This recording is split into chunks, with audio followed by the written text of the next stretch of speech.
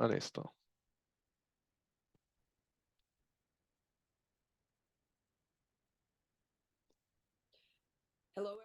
Bonjour à tous. Alors bien, merci de vous joindre à notre rencontre, CABAM. Si vous souhaitez écouter la réunion d'aujourd'hui en français, vous pouvez accéder à l'interprétation simultanée en cliquant sur l'icône du globe au bas de votre fenêtre et en sélectionnant votre langue. Et comme nous nous réunissons aujourd'hui de plusieurs régions de notre grand pays, j'aimerais débuter en reconnaissant le territoire que nous appelons le Canada comme la terre nous appelons territoire traditionnel et ancestral de nombreux peuples indigènes, autochtones. Nous respectons l'histoire, les langues et les cultures des Premières Nations, des métis, des Inuits, de tous les peuples autochtones du Canada, dont la présence continue d'enrichir nos communautés dynamiques. Nous avons un ordre du jour assez chargé aujourd'hui qui reflète l'excellent travail de Judah Straczynski, directrice générale des registraires, et l'équipe du CABAM depuis notre dernière réunion du conseil d'administration en décembre. Je vais vous présenter quelques faits saillants, puis nous commencerons. Et première administration des nouveaux examens de connaissances pour les agents de marque et les agents de brevet a eu lieu les 5 et 19 mars. Ces examens sont le fruit d'un processus de développement rigoureux qui s'est appuyé sur l'expertise des titulaires de licences et des parties prenantes et ont été élaborés sur la base des meilleures pratiques mondiales en matière d'examen à enjeux élevés.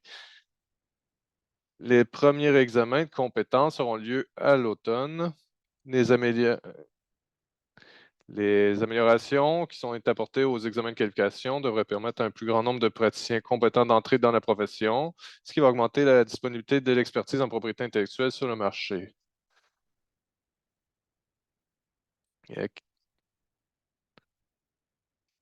Alors, plus de pratiques transparentes et d'exigences vont rendre nos agents de brevet et agents de marque de commerce plus disponibles.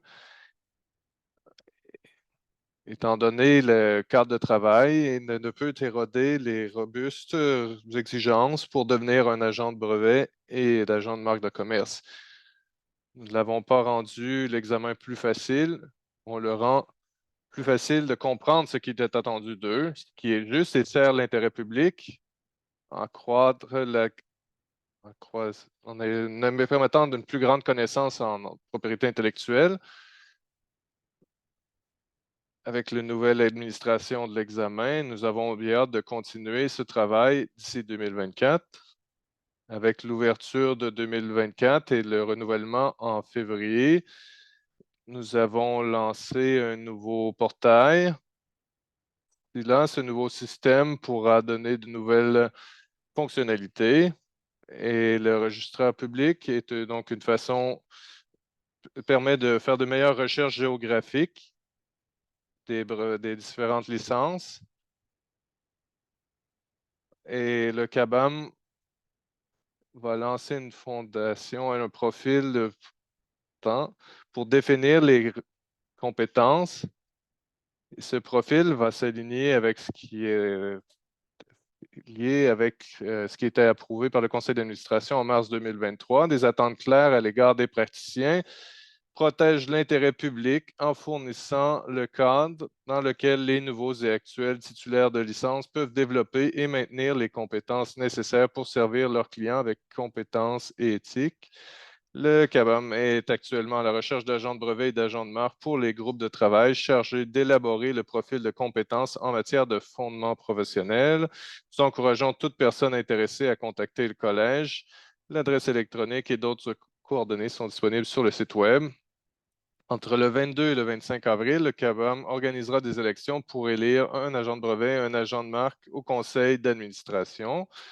Les nominations ont pris fin le 8 mars et CABAM a annoncé les candidats la semaine dernière aux licenciés et au public. L'équilibre entre la mémoire institutionnelle et les nouvelles perspectives est un élément important d'une gouvernance efficace et les élections sont un moyen d'y parvenir.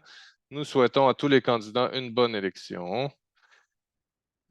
Notre très respecté directeur actuel des agents de brevet, Jeff Hassel, a choisi de ne pas C'était un nouveau mandat. Jeff s'est impliqué dans la communauté de la propriété intellectuelle avant même la création de CABAM et a joué un rôle déterminant dans le développement du collège. Son expérience en tant qu'avocat général associé en propriété intellectuelle pour Pratt et Whitney Canada et son rôle en tant que membre et ancien président de l'IPIC sont des expériences clés qu'il a apportées à son rôle au sein du CABAM.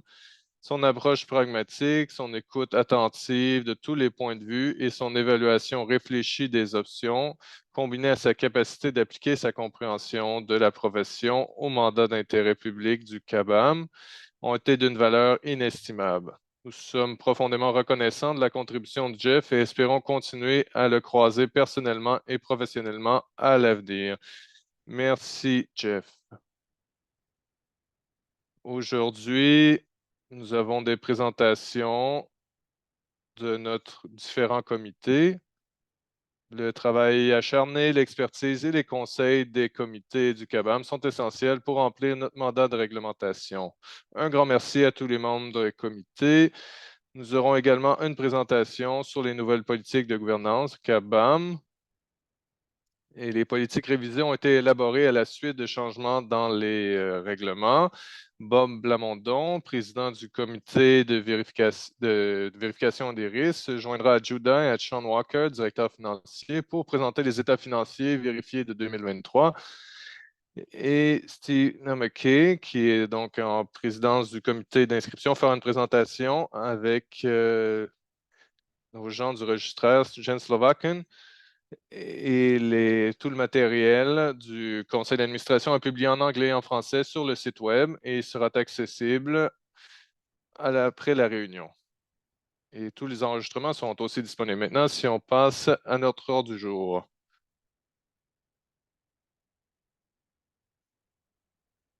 On va débuter par poser s'il y a des conflits d'intérêts.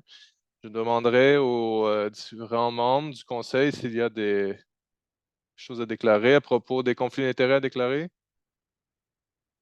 Donc, je n'en vois pas. On va passer à la prochaine section. Et je regarde ici, je ne sais pas si vous êtes tous contents de voir l'ordre du jour. Est-ce qu'il y a des inquiétudes, des choses à modifier? On va considérer que notre agenda, notre ordre du jour est approuvé. Donc, on va maintenant passer à l'approbation des procès-verbaux et qu'il soit résolu que les procès-verbaux de la réunion du conseil d'administration du 14 décembre 2023 soient approuvés. Est-ce que quelqu'un peut proposer cette motion? Oui. Alors, Karima propose et secondé par... donc, si la motion est sur la table, est-ce qu'il y a des commentaires, des corrections, des omissions sur les procès-verbaux? Quelqu'un veut mentionner quelque chose avant que j'appelle au vote? Très bien, comme je n'en vois pas.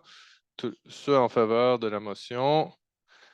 Est-ce qu'il y a des gens en opposition? Alors, la motion est adoptée. Maintenant, si on passe à la suite, à notre rapport des comités. Premier rapport de comité que nous aurons, c'est le comité des inscriptions. Victoria Reese, qui est l'avocat général. C'est à vous la parole. Merci, Ruth. Je suis bien contente de vous voir. Une belle journée de printemps à Halifax, en Nouvelle-Écosse. Je vais parler du comité d'enquête en premier lieu et je suis bien contente de vous dire que s'ennuie un peu, comme il est indiqué clairement dans le rapport écrit de Chris Dangerfield.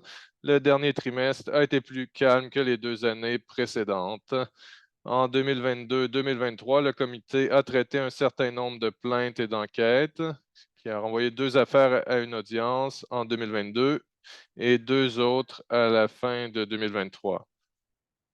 À l'heure actuelle, une enquête sur une plainte est en cours, dont le rapport sera présenté au comité d'enquête lors de sa réunion du 16 mai. En raison du calendrier de cette enquête, les réunions de janvier et de mars du comité d'enquête ont été annulées parce qu'il n'y a pas de travail politique en cours. J'ai aussi le plaisir d'annoncer que le processus de recrutement de nouveaux membres du comité d'enquête a reçu une réponse très positive de la part des personnes qualifiées, 10 personnes donc, qui ont appliqué. Et Et ce sont des gens très qualifiés pour la position. J'ai créé une liste aussi. Je l'ai passé l'entrevue la semaine dernière. Nos recommandations seront faites au comité de gouvernance à sa rencontre en mai et au conseil à l'Assemblée générale annuelle en juin. Et je suis donc bien contente de voir le calibre des gens qui se joignent à notre équipe, si ceux-ci sont approuvés. Est-ce qu'il y a des questions à propos du comité d'enquête et le rapport? Donc, s'il n'y en a pas, madame, je vais passer maintenant au comité de discipline. Comme le comité d'enquête a conclu tous ses dossiers, confiés à la comité de discipline, c'est d'ailleurs désormais très occupé. Et comme le sait le conseil d'administration, la commission de discipline, le comité de discipline dans l'affaire Alpesh Patel a rendu sa décision écrite à la fin du mois de décembre et ceci a été publié sur notre site web en janvier. M. Patel a reçu un blâme, une suspension de 7 mois et une ordonnance de frais. Il s'agit d'un excellent test de notre système de plainte et de discipline, ainsi que de la formation et de la préparation qui ont été nécessaires pour préparer le comité de discipline à son travail. Alors, ça s'est très bien déroulé. Les procédures de conférence préparatoire à l'audience sont en cours dans les affaires Mathieu Audet et Imran Siddiqui et commencera bientôt dans l'affaire Eric Finchman. La commission a prévu 3 réunions plénières cette année pour discuter des questions. Ils ont eu leur première rencontre en février. C'est pour s'assurer que tout le monde soit sur la même place et qu'il y ait donc un réseautage entre eux et discuter s'il y a des problèmes avec les politiques et procédures et tout le cadre de travail dans lequel ils procéderont. Et comme ce qui est résultat de février, ils ont demandé le développement de politiques plus spécifiques en ce qui concerne l'application des matières de langue officielle aux procédures disciplinaires, ainsi qu'un processus de rationalisation des affaires par l'identification précoce des domaines dans ce qui concerne les litiges qui ont lieu aussi avec les gens qui font de la régulation en Ontario pour faciliter les choses, identifier les secteurs de dispute et d'accord entre les parties, un processus plus formel. Et nous allons travailler là-dessus avec le comité dans les prochains mois. Est-ce qu'il y a des questions en ce qui concerne le comité de discipline? Il y en aura? Oui, merci. Alors, j'aimerais poser une question à propos de la décision Patel. Et là, je ne sais pas de outrepasser l'autorité du conseil. J'aimerais donc comprendre mieux l'affaire. Est-ce qu'il y a un suivi qui a été fait après la suspension qui a été exigée de M. Patel, comme les dossiers de ses clients, pour s'assurer qu'ils soient repris et il y a tous les différents barreaux vont avoir des procédures de publication. Comment est-ce qu'ils gèrent ces situations? Je ne sais pas si on en a une. Oui, c'est une bonne question, Léonora. Et je peux commencer à y répondre. Peut-être que Judas a quelque chose à ajouter là-dessus. D'habitude, le barreau a la responsabilité d'avoir quand un pratiquant est suspendu, il doit avoir quelqu'un qui reprend les dossiers. La loi ne donne pas au CABAM cette autorité. Nous essayons de faire une session pour protéger l'intérêt public et on doit demander qu'est-ce qui se passe aux différents dossiers. On l'a fait assez tôt avec M. Patel. Et je sais, après avoir discuté avec d'autres licenciés, qu'ils ont repris les dossiers de M. Patel. Et je suis aussi bien consciente que lorsqu'un membre est suspendu, que nous avisons les différents organismes de régulation et ils savent si quelqu'un est un pratiquant et s'ils ont été suspendus, ils prennent la position qu'ils vont communiquer directement auprès des clients et c'est aussi autant que je peux vous en dire jusqu'à ce moment, étant donné l'absence de plainte à propos de clients qui ont été abandonnés, et M. Patel n'a pas été en pratique depuis un certain temps, donc depuis 1 an et demi. Donc, c'est une situation, c'est pas quelqu'un qui était en pratique active et ensuite a été suspendu immédiatement et tous ses dossiers ont été abandonnés. Donc, ça faisait déjà longtemps qu'il était en retrait d'affaires. Merci, Victoria. Je comprends les contraintes et voilà, merci. Est-ce qu'il y a d'autres questions? Oui, je voulais, si je peux me permettre, Madame la Présidente, j'ai remarqué que vous êtes dans le processus de publication. Vous allez publier prochainement la décision sur Canly et je reconnais votre initiative là-dessus et je me demandais quand ce sera lancé sur Canly. Ce sera sous peu ou avez-vous une idée quand Canly va publier nos décisions du comité de discipline?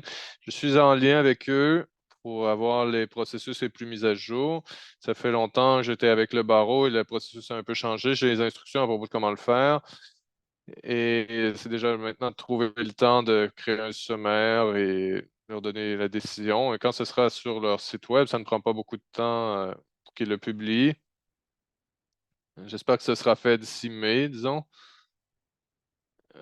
Généralement, les barreaux prennent plusieurs mois et c'est un peu, ce n'est pas une priorité pour eux, mais c'est une priorité pour nous. Pour que ces décisions passent sur Kenly pour établir qui nous sommes et ce que nous faisons et vraiment d'établir notre légitimité. Très bien dit. Tom, d'autres idées, d'autres interventions pour Victoria avant de passer au prochain rapport? Merci. Bonjour Bob. Je viens de voir que tu viens d'arriver. Merci Victoria, c'était une superbe présentation, toujours très appréciée. On va passer à notre prochain rapport qui est du comité d'inscription. Merci Tina. Tina est la présidente de notre comité et merci beaucoup pour le super boulot que vous faites. On est bien content de vous avoir avec nous. Alors, Tina et Jen, alors c'est mon plaisir aussi d'être ici avec vous. Et à la différence de Victoria, je suis dans un Canmore, Alberta, et il y a beaucoup de neige.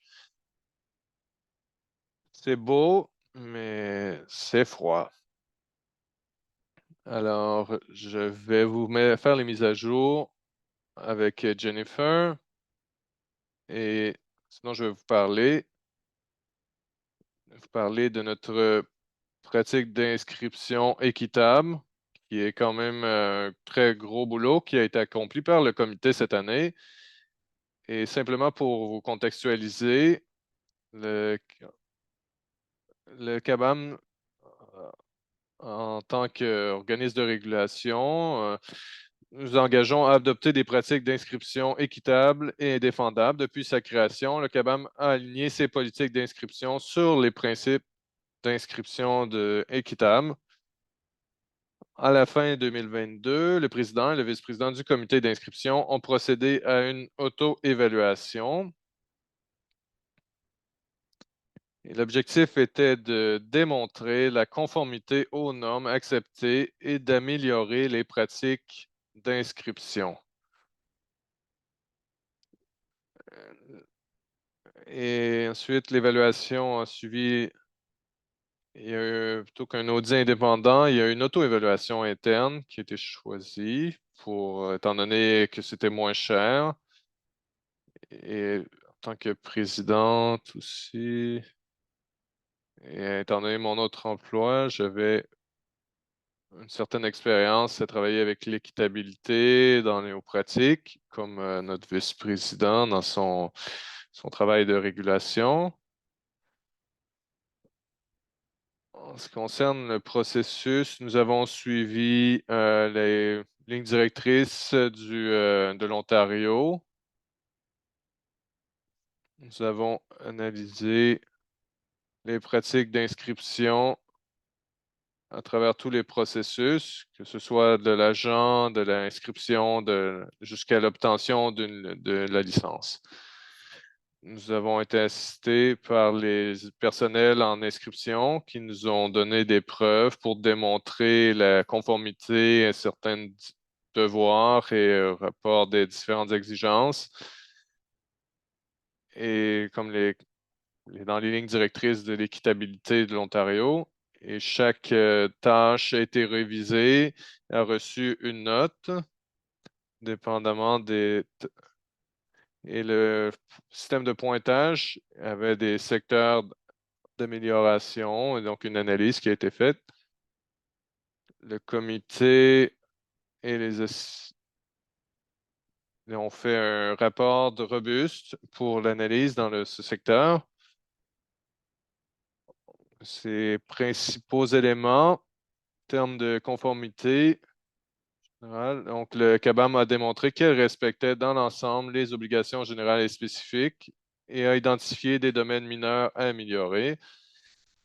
Par rapport aux lignes directrices de l'OFC, CABAM s'est distingué dans de nombreux domaines, notamment en ce qui concerne les meilleures pratiques en matière d'établissement d'exigences équitables et claires en matière d'inscription et les obligations relatives à la transparence quant aux documents exigés des demandeurs et au processus équitable d'examen des documents et des demandes. Le CABAM a aussi obtenu d'excellents résultats en ce qui concerne les processus d'examen interne. En ce qui concerne les prochaines étapes, le CABAM a élaboré des politiques et des procédures d'inscription transparentes, les objectifs impartiaux, équitables, proportionnés et fondés sur ces principes. Nous avons identifié des points améliorés et élaboré un plan d'action pour renforcer les processus et les politiques d'inscription. Les recommandations portent notamment sur les points suivants. Donc, effectuer des recherches d'analyse comparative et calculer les délais de traitement et de prise de décision. Simplifier les informations sur le site Web pour les agents actuels et potentiels. Élargir les exigences en matière de compétences linguistiques. Envisager une politique d'accès aux dossiers de candidature. Et fournir une formation supplémentaire à la rédaction de décisions. Le personnel mettra en œuvre les recommandations et le comité d'inscription supervisera les progrès accomplis. C'est notre intention de faire une revue de cela tous les 3 à 5 ans afin de garantir des pratiques d'inscription équitables pour s'assurer donc de leur équitabilité. Et je suis donc ouverte à vos questions.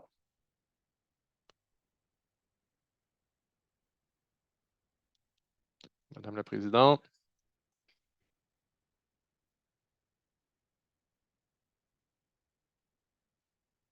Donc, j'ai 3 points.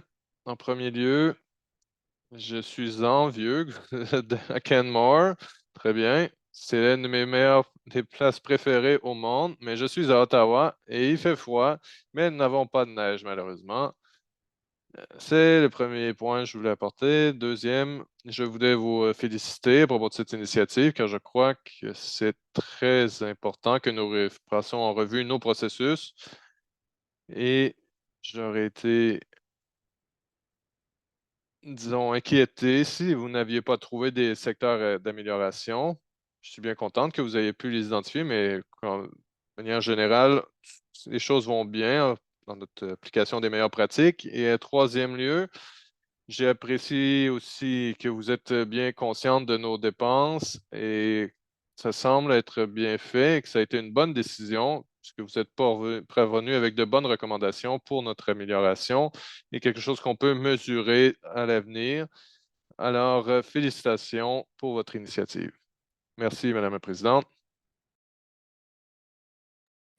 Très bon point, Tom. Et c'est une belle opportunité pour le Conseil d'être en mesure d'interagir un à un avec notre comité réglementaire important. Donc, Tom, merci beaucoup.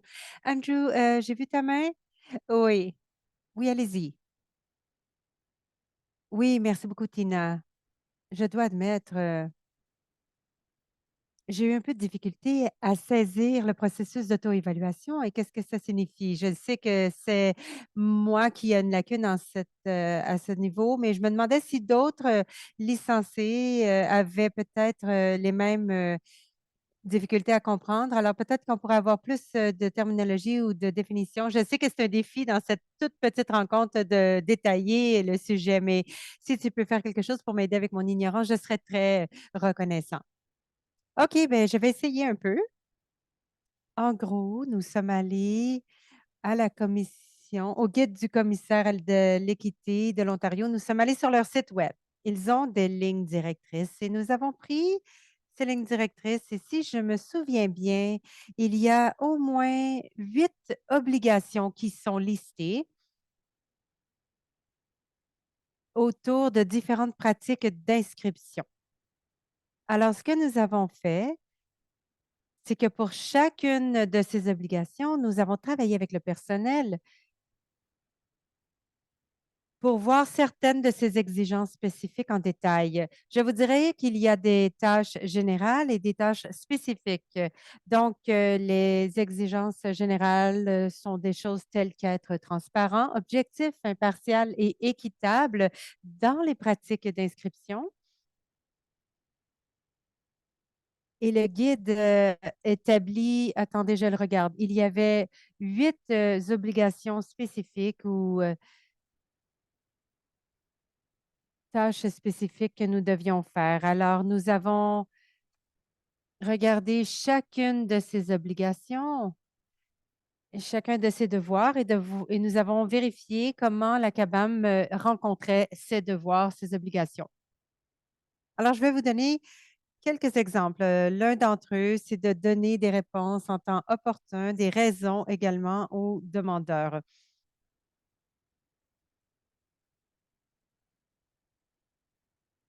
Donc, ce qu'on a fait, c'est qu'on a regardé toutes les décisions qui ont été faites au niveau de l'inscription. Nous avons regardé les délais et le processus. On a vu si le délai était raisonnable et on donnait une note. Alors, nous avons élaboré un rapport d'environ 64 pages suite à cet effort. Alors, ça, c'est simplement un des éléments que nous avons fait. Nous avons également évalué si l'obligation avait été rencontrée complètement, partiellement ou pas du tout, ou si c'était non admissible. Donc, nous avons trouvé que plusieurs des obligations n'étaient pas vraiment applicables à notre cas. Donc, cela, est-ce que ça aide à clarifier un peu?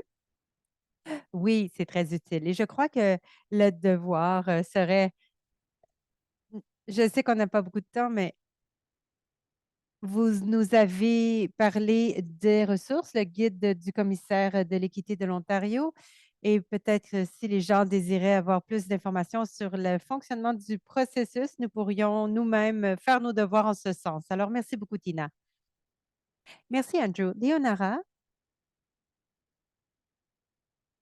Oui, Tina, j'aimerais simplement dire, j'ai jamais entendu parler de ça. C'est vraiment une loi de 2005. Alors, je vous remercie réellement, vous et le comité, de l'avoir porté à mon attention. Je l'ai lu et c'était complètement fascinant. Et ici, en Ontario, c'est la loi d'administration pour les régulateurs. Alors, je suis très heureuse que nous essayons d'y adhérer. Oui, je peux vous dire que l'Ontario est l'une des premières juridictions à introduire ce genre de législation. Je crois qu'il y a maintenant 4 juridictions au Canada qui ont une loi sur l'équité. L'Alberta, croyez-le ou non, étant de ces régions où je me situe. Alors, nous travaillons avec cela, mais c'est nouveau pour nous également. Nous l'avons depuis 2020. C'est la tendance. Plus de juridictions vont dans ce sens. Et oui, c'est bien d'être au courant et l'implication que ça peut avoir pour les pratiques d'inscription. Tina, je vois que vous désirez, Judah, vous voulez rajouter quelque chose. Oui, j'aimerais remercier Tina et leur comité pour tout leur travail. Ceci est réellement l'avant-plan de la réglementation. Lorsque le collège a été créé, le gouvernement fédéral avait noté qu'il y avait une absence de la loi, d'une loi sur l'équité qui s'appliquerait au niveau fédéral. Donc, nous avons pris cette note comme étant un signal que c'était important. Évidemment, c'est important, mais nous sommes allés un pas plus loin. Nous avons dit que c'était important d'avoir les meilleures pratiques qui soient les meilleures et que nous faisions la tentative de se conformer à des règles d'équitabilité qui pourraient réduire, des barrières arbitraires, et d'injustice. Donc, nous avons ce cadre en place. Nous savons quelle est la norme, et nous nous sommes conformés à cela. Nous l'avons suivi comme modèle. Et ça a été aussi pris en compte, selon les contraintes du budget, mais ceci démontre au gouvernement, à nos licenciés et ceux qui cherchent à entrer dans la profession que nous prenons réellement ceci au sérieux et que nous désirons être le plus équitable possible. Super, Judah, merci. Karima, une question et maintenant je vais m'assurer que Jen, a la chance, d'ajouter ce qu'elle devait ajouter. Karina, c'est à vous. Oui, je suis curieuse. Quels sont les 2 autres territoires qui ont des lois? Ah, Nouvelle-Écosse, la Colombie-Britannique, la Colombie-Britannique, ça s'en vient, je crois, et c'est vraiment un test. Je sais qu'il y en a 4, mais c'est un peu trop tôt. Je viens de boire seulement 2 cafés, il m'en manque pour pouvoir répondre à cette question. Ah, c'est correct, Tina, ce n'est pas un quiz. OK, merci. Je suis désolée. Je sais qu'il y en a 4, mais je n'ai pas la réponse aujourd'hui. Non, mais c'est super de savoir que nous adoptions cette norme d'or, bien que nous soyons pas obligés, en fait. Alors, Jen, à vous. Merci, merci Tina d'avoir présenté le rapport. Merci à tous pour vos bons mots sur le travail que nous avons fait durant la dernière année. Nous avons fait d'autres, efforts également, donc ça a été bien d'avoir pu déployer des efforts en ce sens également en même temps. J'aimerais remercier Tina et Marc qui est notre vice-présidence, et aussi Tiffane qui n'est pas ici aujourd'hui présentement, mais elle a fait beaucoup de travail. Elle m'a soutenue pour collecter des preuves pour, faire notre processus de révision. Et nous avons vu, l'intérêt à mettre à jour notre site web et de faire en sorte que nos communications soient claires. Nous allons travailler sur les recommandations au cours des prochaines années et nous espérons pouvoir, vous faire un rapport de bonnes améliorations dans les années à venir. Donc merci beaucoup. Je vous donnerai une mise à jour, d'examen par rapport à plus tard, durant la section des compétences professionnelles. OK, bien merci beaucoup. Merci à vous et à Tina et au comité complet pour votre travail excellent. J'adore vraiment le fait que le conseil a cette opportunité face à face, si nous le voulons bien, de se rencontrer ici avec notre comité. Alors, le prochain point est le rapport de comité de gouvernance. Alors, c'est à vous, Karima. Merci Ruth. Alors, le comité de gouvernance a investi beaucoup d'efforts. Nous avons eu une grande quantité d'efforts de la part de Victoria et de Judah. Nous avons passé beaucoup de temps à mettre à jour les politiques de gouvernance, qui est le sujet à un autre élément à notre ordre du jour dont nous parlerons plus tard. Le comité a parlé beaucoup de l'auto-évaluation du conseil ainsi que pour les directeurs individuels. Nous continuons de travailler là-dessus, mais en attendant, comme nous l'avons fait dans le passé, nous continuerons de s'auto-évaluer à la fin de chaque réunion. Alors, merci Ruth de nous avoir mené, de nous avoir dirigés là-dedans. Donc, nous avons fait également l'évaluation du PDG. Nous avons entendu que ce sera à travers l'initiative ROAR et avec la révision 360. Nous avons également discuté de l'éducation du conseil et des orientations, de l'intégration pour les nouveaux membres du conseil. Ça fera partie des ateliers qui se produiront à Ottawa lorsque nous serons en personne avec l'AGM qui se tiendra maintenant. Donc, nous parlerons des politiques de la gouvernance plus tard dans l'ordre du jour. Notre comité se réunira à nouveau au mois de mai pour continuer le travail qui doit être fait. Merci, Karima. Est-ce que quelqu'un avait des questions pour Karima par rapport à sa présentation? Non? OK, alors nous avons bien hâte de vous entendre parler des politiques lorsque nous arriverons à ce point à l'ordre du jour. Merci, Karima. Donc, le comité de l'audit et des risques, Bob, c'est à vous. Vous pouvez nous parler de votre rapport. Vous êtes toujours sur sourdine, Bob. Merci beaucoup, Jude. Je suis heureux, au nom du comité d'audit et de risque, de vous présenter un rapport qui sera principalement présenté par Edith et Sean, mais j'aimerais vous donner des mots d'ouverture. J'aimerais vous dire aux membres et au conseil que selon moi, vous avez un comité d'audit et de risque exceptionnellement solide, ce qui inclut Maureen Rogers, qui est la PDG du Weather Network, du réseau de la météo. Donc, si vous vous plaignez de la température, vous pouvez blâmer Maureen. Moi, j'habite à Montréal, il fait froid aussi ici. Alors, sur le comité, nous avons également Edith et Jeff qui servent sur le conseil. Donc, nous avons une très bonne visibilité sur les intentions du conseil et toutes les préoccupations qu'ils peuvent mettre en lumière. Alors, c'est une belle interaction entre le travail du comité que je perçois comme étant indépendant, mais nous avons également de bonnes connexions avec le conseil et nous sommes extrêmement bien soutenus par Judah et Sean, qui portent une attention particulière à tous les détails de façon remarquable. En tant que comité, nous nous rencontrons régulièrement pour non seulement réviser les risques, mais aussi nous révisons les états financiers périodiques. Et je dirais que nous allons dans un détail important. Et pour s'assurer que toutes les dépenses sont bien pensées. Les questions sont posées, nous explorons différentes options pour sauver des coûts à tous les niveaux. Nous faisons une surveillance rapprochée de notre budget de façon continuelle et nous faisons des comparaisons des faits avec le budget. Nous avons fait beaucoup de surveillance du budget de 2024, en particulier avec le changement des frais. Nous avons exploré différentes options. Nous avons introduit des contingences. Nous avons gardé aussi à à l'esprit que nous établissons des réserves pour nos opérations ainsi que pour des événements non récurrents.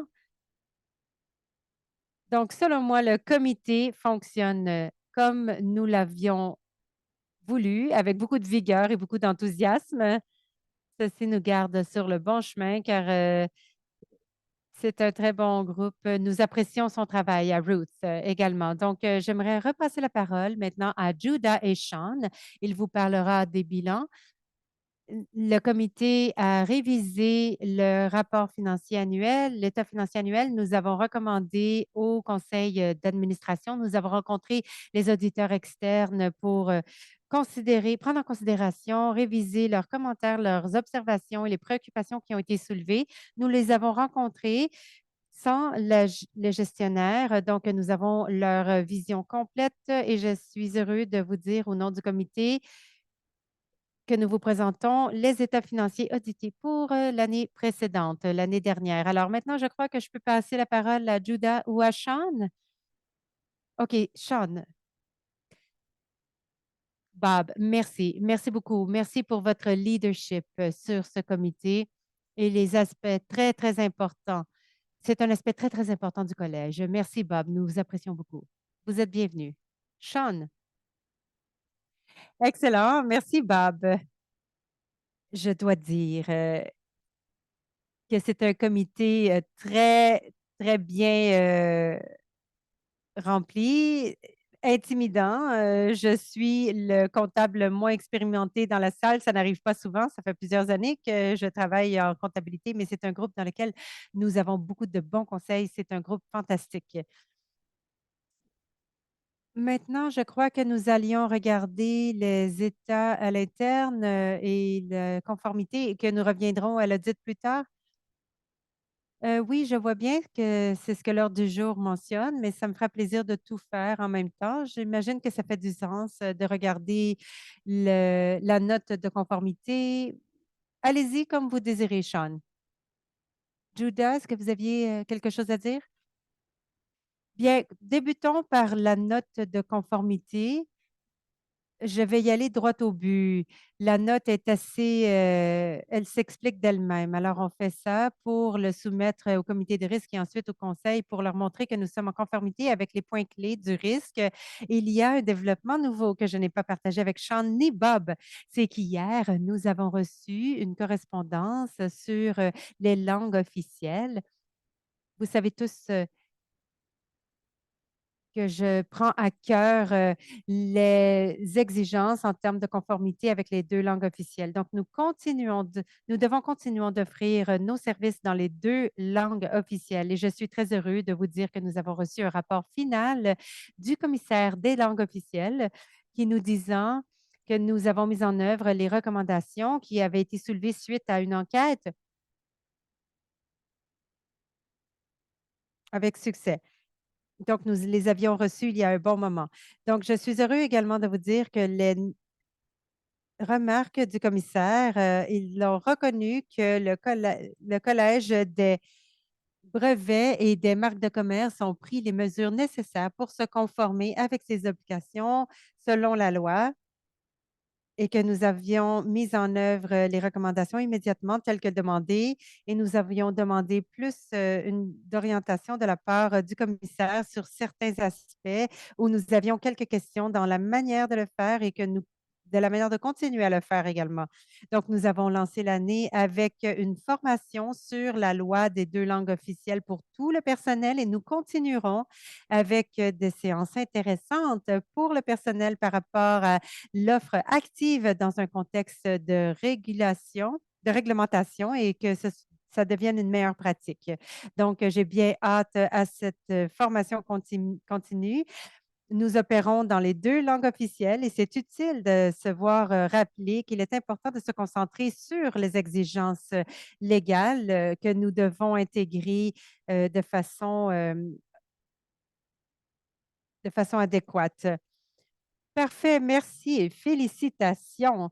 Je me souviens, ces membres du conseil qui étaient avec nous depuis le tout début, lorsque nous avons débuté avec aucun financement, quoi que ce soit, aucune source de revenus. Alors, être conforme à la loi était virtuellement impossible dans nos tout débuts. Nous avions une volonté, mais nous n'avions simplement pas les ressources. Et dès que nous les avons eues, et avec toutes les bonnes orientations que vous avez mentionnées, tout le soutien que nous avons eu, je suis tellement heureuse d'avoir qu'on ait eu du succès, dans ce domaine. Ça fait très longtemps que nous désirons avoir du succès dans ce domaine, alors merci. Sean, c'est à vous. C'est vous qui décidez qu'est-ce que vous désirez présenter. Donc, les états financiers qui sont présentés dans la trousse, sont du mois de janvier 2024. Et il n'y a pas tant de choses à dire, donc les premiers mois de 2024 ont été, assez statu quo. Ça a été pas mal, comme d'habitude, du côté financier. De mon équipe et de l'équipe d'Andres et Vicky, nous avons mis beaucoup l'accent sur la collecte des frais et les examens pour générer du revenu et faire rentrer, les fonds durant les premiers mois pour que ça perdure tout au long de l'année. Je dirais que le changement vers une nouvelle plateforme, pour la facturation et les licences a été fait de façon tellement simple, beaucoup plus, ce que j'aurais imaginé. Nous avons vu plus de 2,5 millions de dollars en frais qui sont rentrés à date. Alors, nous sommes vraiment sur le bon chemin pour rencontrer notre budget en termes de frais pour cette année. Alors ça, c'est super. Dans les 2 prochaines, semaines, nous aurons probablement une belle compréhension de quelle sera la conclusion et nous ferons un rapport à ce moment-là. En termes de janvier-février, il n'y a pas eu de dépenses extraordinaires, pour lesquelles nous étions pas prêts. Alors, vraiment, à ce point-ci, il n'y a aucune, alarme, ou notification à vous mentionner. Donc, si vous avez des questions sur les états financiers, s'il vous plaît, posez vos questions, mais pour l'instant, c'est très préliminaire. Il n'y a pas grand-chose à gagner de vous les présenter page par page. Alors, si vous avez des questions, allez-y. Y a-t-il des questions pour Sean? Et bien sûr, tout ce matériel a été communiqué au conseil à l'avance. Donc, nous présumons toujours que vous avez lu le matériel avant la réunion et nous ne pensons jamais que nous allons passer ligne par ligne aucun des documents. Donc, y a-t-il des questions? Alors, continuez, Sean, si vous désirez. Désirez-vous continuer? Oui, ce sera probablement plus facile pour Bob. Oui, je crois. OK, on fait ça. Judy, ça va pour vous? Oui, allons-y. Suis-je en mesure de partager les états financiers audités ou est-ce que vous désirez que j'en parle seulement? Est-ce que j'ai le droit de les partager? Oui, ils sont dans les matériaux, dans le matériel, donc tout le monde aurait dû les réviser. Ils ont été également affichés publiquement pour les membres du public et ils seront également affichés une fois qu'ils sont approuvés. Donc, je ne pense pas que vous devez partager votre écran, mais je vais faire le tour de la salle. Est-ce que quelqu'un doit les voir à l'écran? OK, on a tout le matériel devant nous. Allez-y, Sean. OK, alors je vais redonner la parole à Bob.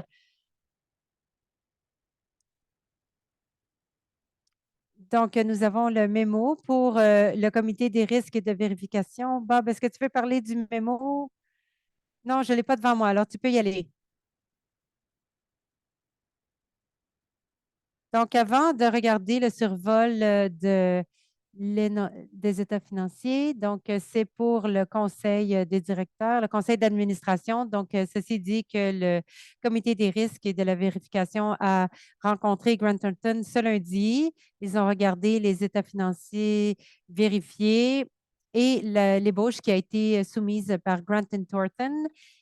Et comme Bob l'a mentionné, ils se sont rencontrés en huis clos, sans Vicky, Judith et moi, pour discuter de toute préoccupation avec la gestion, avec la direction. Donc, la bonne nouvelle, c'est que l'opinion de Grant Thornton, c'est que nous avions une vérification, une opinion de vérification qui était conforme. Donc, c'est pour les 3 années. Alors, ça avance très bien. Il n'y a pas eu de grande surprise durant l'audit. Ils ont commencé le 12 février, qui a été quand même très restreint comme temps, mais on a réussi à tout compléter au début de la semaine passée. On a pu rencontrer leurs exigences, on a pu rencontrer le comité des risques et de la vérification lundi. Aujourd'hui, nous rencontrons le conseil. Donc, ça a été fantastique au niveau du timing, au niveau de l'échéancier. Donc, il y a deux motions dans le mémo. Je vais vous en parler plus tard. Donc, c'est l'approbation des états financiers et le fonds que Judah et Ruth peuvent signer. Donc, pour les états financiers, nous avions la situation financière ou le bilan, donc l'état des opérations, les profits, les pertes et l'état de la trésorerie ainsi que le changement dans les actifs nets. Pour 2023, je vous dirais que les actifs nets se réfèrent au fonds pré-réserve. Et en 2024, le plan dans le budget, c'était d'établir la réserve opérationnelle et la responsabilité professionnelle et la discipline. Donc, dans l'avenir, vous ne verrez pas les actifs nets. Nous allons finalement arriver à un modus operandi de réserve. Donc, ce sera un changement que nous avons planifié depuis un bon moment déjà. Donc, c'est un grand pas pour le collège. Donc, sur l'état financier de la position financière, au niveau des actifs, c'est très similaire à l'année dernière. Donc, la trésorerie, le total d'espèces était de 440 000 et cela inclut 255 000 qui étaient dans un GC. En 2023, nous avions des investissements GC pour avoir des revenus d'investissement. Et maintenant, en 2024, le plan, c'est de faire la même chose. Donc, nous allons allouer quelques fonds au GC pour atteindre pour pouvoir acquérir une bonne quantité d'intérêt qui est presque 5. Donc c'est un bon pas vers l'avant. Au niveau des payables, donc c'est les comptes payables que nous avons pour le fournisseur et aussi des frais pour des membres qui ont travaillé durant les examens dans 2023. Ils sont aussi reportés à 2024. Donc, ça, vous avez le 193 000 que vous verrez dans l'état financier, dans le bilan. Et les revenus non restreints, c'est 242 000. Ça, c'est vraiment la balance de notre réserve qui débute en 2024. Et c'est très similaire à nos projections durant durant l'automne, que nous avons fait durant l'automne. Donc, l'état des opérations, j'aimerais vous notifier sur quelque chose. Donc, au niveau du revenu, les frais de licence, l'année passée, nous avions mentionné que nous avions vu que plusieurs agents étaient passés de catégorie 1 à catégorie 4 et au statut inactif. Donc, généralement, nous avons vu 90 moins d'agents de catégorie 1. Donc, nous avons perdu environ 125 000 de revenus, ce qui a vraiment comblé la contingence que nous avions préparée pour 2023. Donc, on a vu cela rebondir un peu avec les frais qui rentrent pour 2024, mais ça fait partie de la discussion de l'audit, alors nous en parlerons plus tard. Les frais d'examen, comme Jen l'a mentionné plus tôt, nous avons fait l'introduction de l'examen des connaissances au printemps de 2024. Nous avons vu plusieurs demandeurs qui ont décidé de reporter leur date d'examen parce qu'ils veulent faire partie du nouveau processus. Alors, nous avons vu une baisse de revenus de 30 000 environ, mais on s'attend à ce que ça remonte la pente pour cette année. Donc, les revenus associés aux frais de demande sont similaires et les revenus se réfèrent au GC que j'ai mentionné plus tôt. Donc, des dépenses que j'aimerais mentionner également qui ont changé. Donc, le conseil et le comité. Donc, ça, c'est un gros chiffre. Il y en a beaucoup ici. Et le plan, c'est que dans l'avenir, nous puissions le ventiler un peu plus. Donc, ça a rapport avec le déplacement, les rémunérations, mais aussi du conseil, mais aussi la rémunération de différents comités, les comités qui nous ont parlé aujourd'hui, justement. Des comités ont été établis tard dans l'année de 2022, ont eu une année complète en 2023 et auront une année complète en 2024. Donc, une partie de cette augmentation est le fait d'avoir des comités complets avec des membres. Donc, c'est une augmentation d'environ 18 mais ce n'est que l'annualisation du plan continu. Donc, il n'y a pas d'alarme ici à sonner. Il y a quelques domaines qui ont diminué. Donc, les communications, les relations avec les parties prenantes, ça, c'était en 2022, nous avions engagé un consultant pour faire une évaluation relationnelle avec nous et pour nous aider avec notre rapport annuel. Ce travail a été complété en 2022, donc on n'a pas dû le faire en 2023. C'est pour ça qu'on a économisé à ce niveau-là. Et l'autre domaine qui a beaucoup diminué, c'est les ressources humaines et le recrutement. Donc, en 2022, comme je l'ai mentionné, on comblait les postes des comités, on comblait les postes au CA. Donc, nous avions embauché un consultant DRH, nous avons embauché Judith également. Il y avait des frais de recrutement à ce niveau-là. Donc, ce sont des frais qui ont été encourus il y a 2 ans, en 2022, et qui ne se sont pas répétés en 2023. Alors, c'est pour ça qu'il y a une économie à ce niveau-là. L'autre point, ce sont les salaires et les avantages. Vous avez vu, ça a augmenté d'environ 150 000. Encore une fois, c'est semblable au comité 2023 et la première année où nous avions une, euh, une équipe complète de personnel. Judith a été mise en place également. Donc, le personnel était là toute l'année. Donc, c'est notre nouveau chiffre qui sera récurrent chaque année. Et au En bas bas de de la cette page, vous page, vous verrez. verrez que l'encaisse pour l'année, c'était 12 585, mais quand on regardait le budget, c'est environ 15 000. Donc, on est très proche au niveau du déficit. Alors, notre planification a été très bien faite en l'automne. Alors, les changements dans nos revenus nets C'est assez similaire à ce qu'on avait prévu dans le budget. Et ce qui concerne la trésorerie, ça montre, la première ligne montre le 12 000 négatif. C'est les états des opérations qu'on a révisés et le changement sur le bilan reflète vraiment les entrées d'argent et de sortie. Tout ça pour dire que d'une année à l'autre, on a descendu de 14 000 et on peut voir aussi les soldes. C'est un solde assez qui nous laisse dans une position en santé pour l'année suivante. Enfin, la prochaine page, les notes de l'état financier. Donc,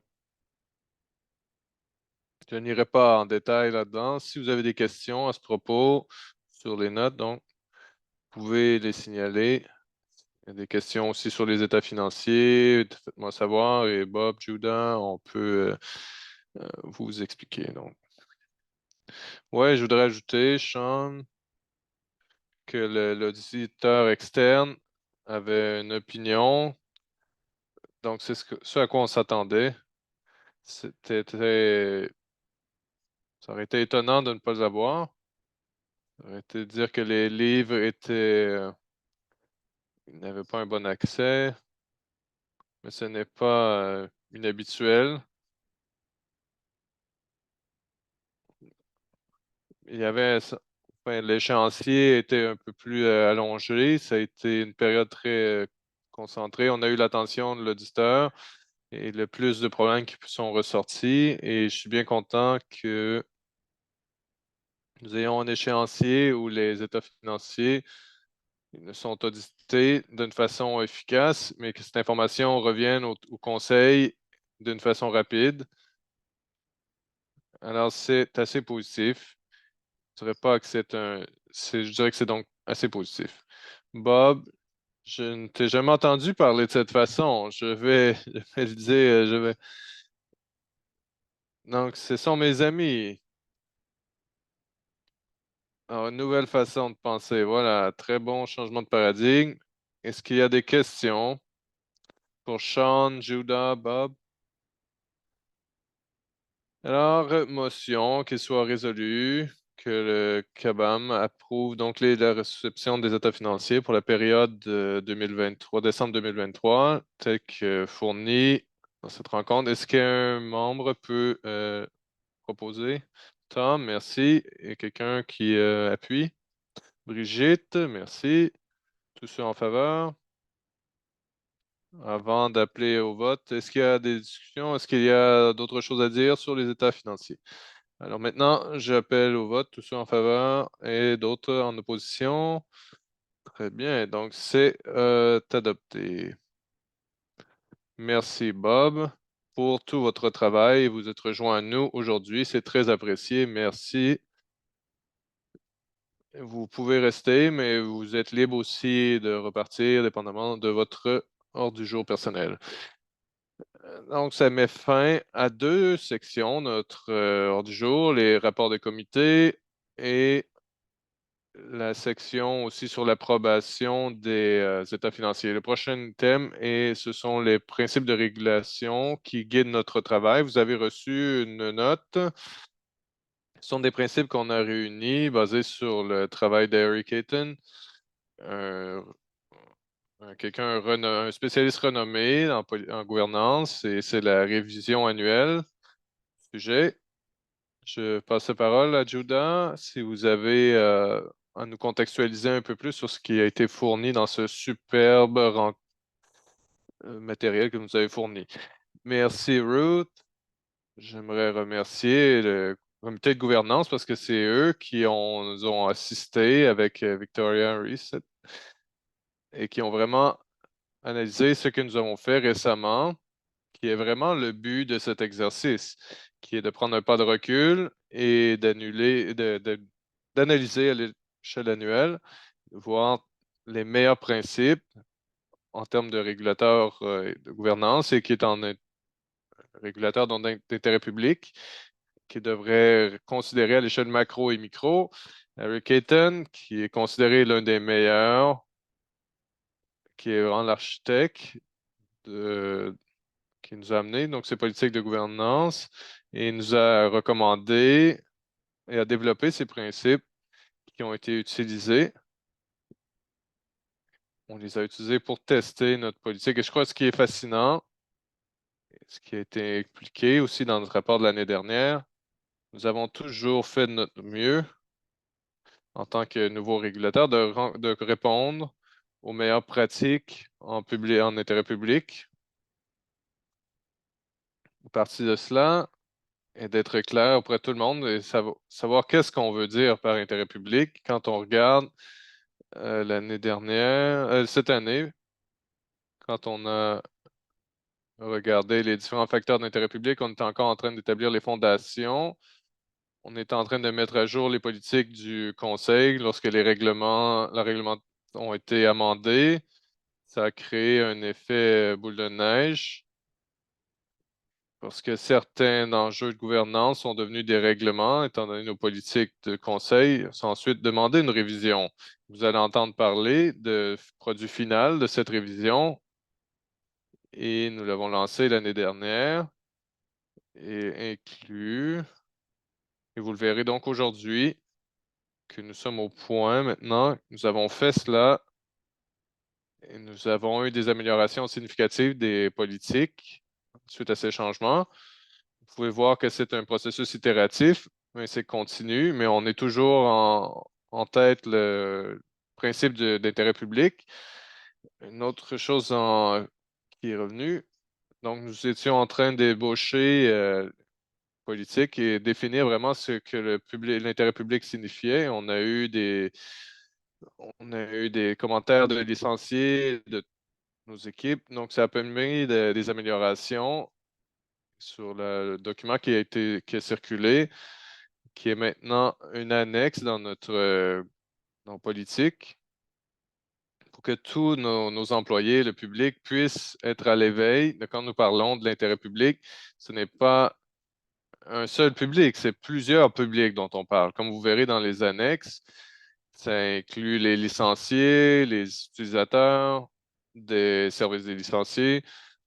Ça implique aussi la conformité, le public plus large. Il y a beaucoup de publics à considérer quand on parle de l'intérêt public comme concept. Et on l'a bien établi. C'est un terme qui peut être galvaudé, mais et ça a vraiment beaucoup de sens pour nous en tant qu'institution. Comment est-ce que nous devons régulariser l'intérêt public dans notre secteur d'affaires avec toute l'histoire qui a amené la profession et la réglementation professionnelle. Et tout ça en découle. Vous pourrez voir qu'en 2023, nous étions plus de rapports trimestriels de nos comités. Et cela a été pour améliorer la surveillance, mais aussi faciliter le dialogue et les opportunités pour le public de voir le travail de nos comités.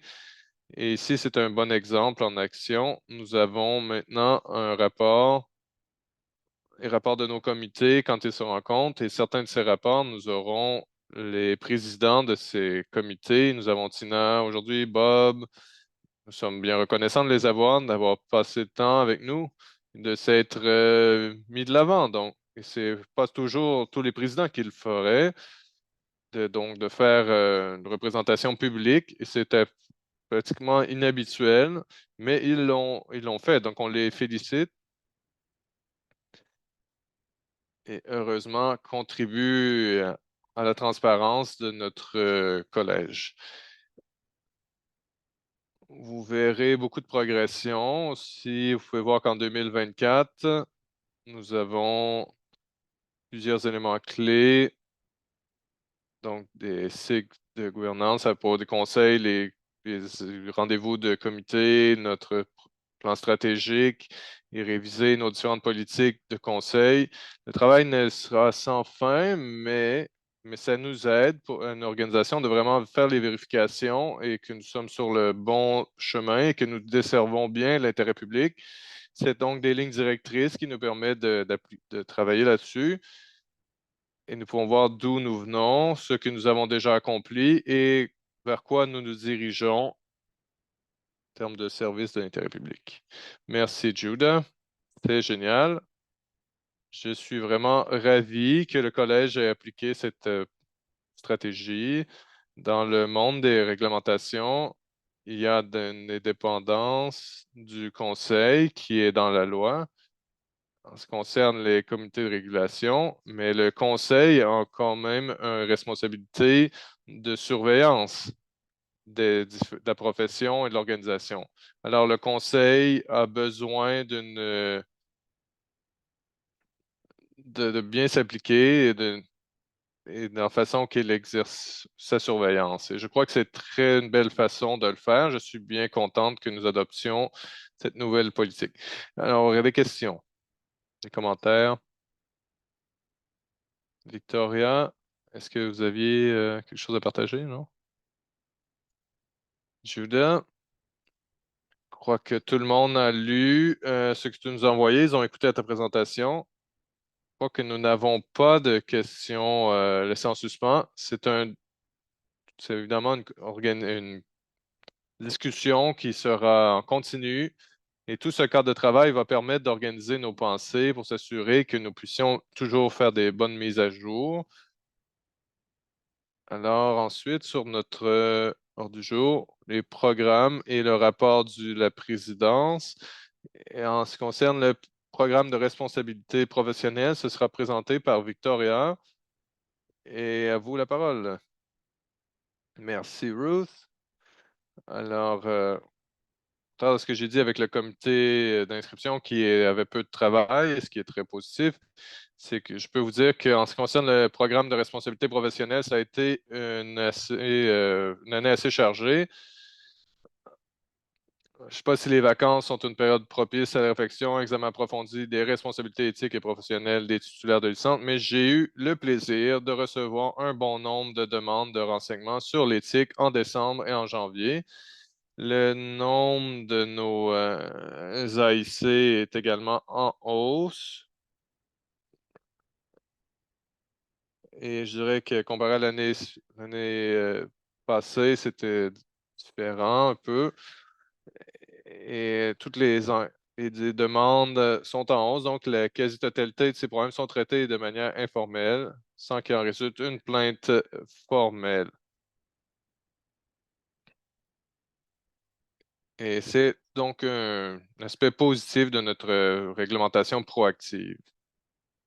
C'est une situation où tous peuvent avoir leurs questions répondues, que tout le monde comprend que ce que nous faisons avec le CABAM. Nous n'avons pas à travailler tout le processus des plaintes, mais ça prend du temps quand même. Aussi, nous avons fait une analyse de risque. On en est parlé un peu à à la rencontre précédente.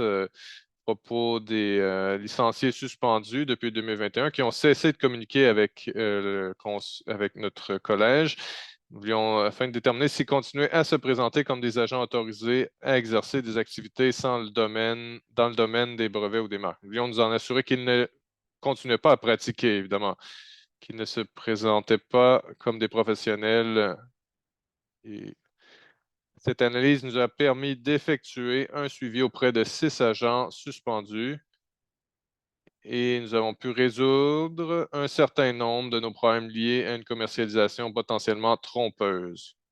Et pour toute licence suspendue en raison d'un défaut de renouvellement à la mi-avril, nous procéderons à une analyse similaire. Je dirais que nous avons une bonne réponse à cet effet.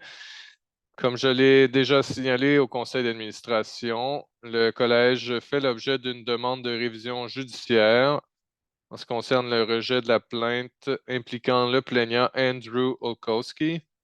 Cette demande a été déposée à la fin de l'année 2022 et a été retardée pour diverses raisons. Aucune d'entre elles n'était le résultat d'une conduite quelconque du collège et c'est désormais prévu que la Cour fédérale l'entende le 3 avril pendant 3 heures. Bon, sur une note, disons, plus positive, des membres de notre équipe sont en train d'élaborer un programme de formation amélioré pour les titulaires de licence concernant le code de conduite afin de compléter les articles sur l'éthique que nous avons produits au cours des 3 dernières années.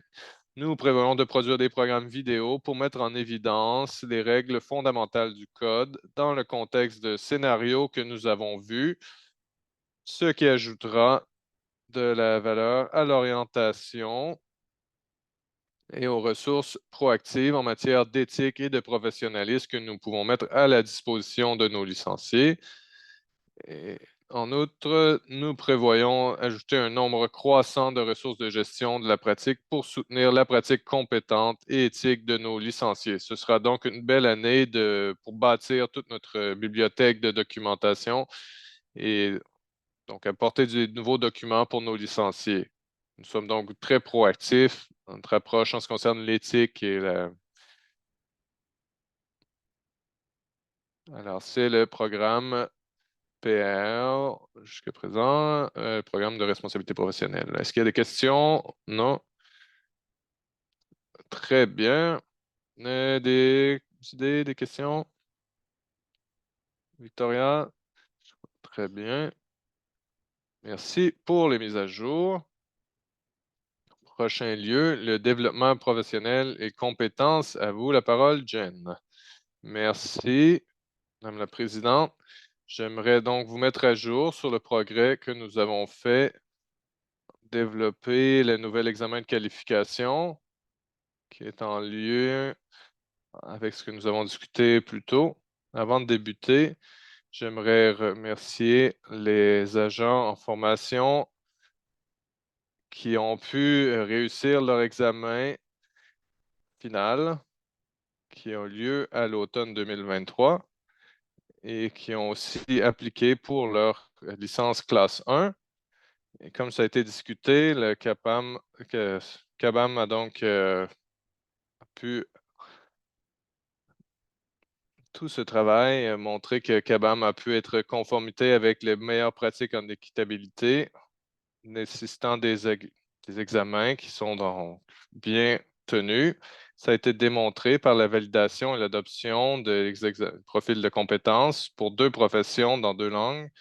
Ces profils donnent vraiment une feuille de route sur ce que les gens en formation doivent apprendre et ce que les professeurs doivent leur enseigner.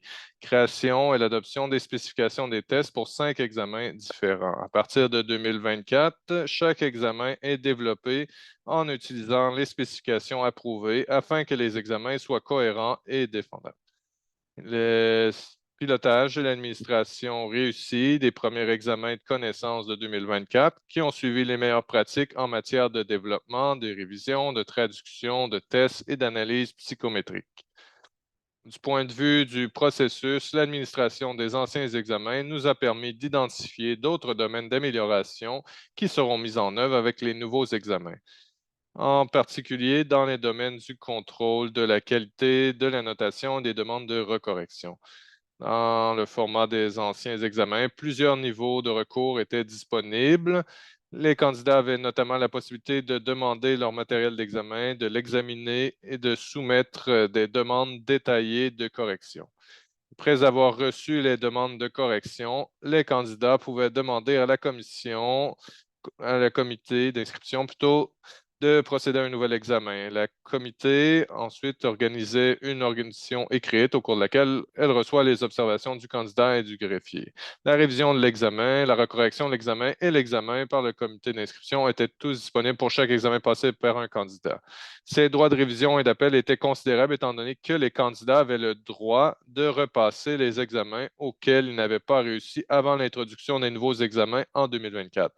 Toutefois, ces procédures d'appel étaient coûteuses à administrer et nécessitaient des ressources organisationnelles importantes, une fois de plus, pour des examens qui pouvaient être repassés un nombre indéfini de fois dans le cadre de l'ancien régime. Les nouveaux examens évaluent les agents en formation conformément au profil de compétences techniques et aux spécifications des tests approuvés. Avec les nouveaux examens de qualification, le CABAM mettra fin à la pratique de la diffusion incontrôlée du matériel d'examen après l'administration.